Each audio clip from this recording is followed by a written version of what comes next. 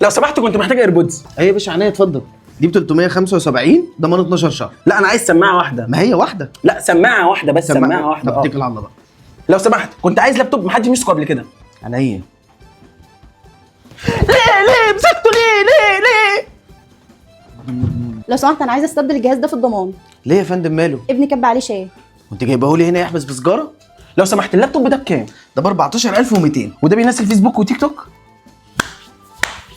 يا استاذ كنت محتاج كارت شحن فكه. ثانيه واحده. ده هتلاقيه عند ابو احمد اللي في الكشك اللي جنبنا. لو سمحت انا كنت محتاج اعلى لابتوب عندك، يكون بي سي لابتوب اي ماك برو ماكس. ده زي الرز على الملوخيه كده. مبروك عليك يا فندم. ربنا يبارك فيك. مفيش شنطه لابتوب بقى هديه وهيدفون وايربودز وماوس وايرلس، واكون شاكر ليك جدا. لو سمحت هو اللاب ده بكام؟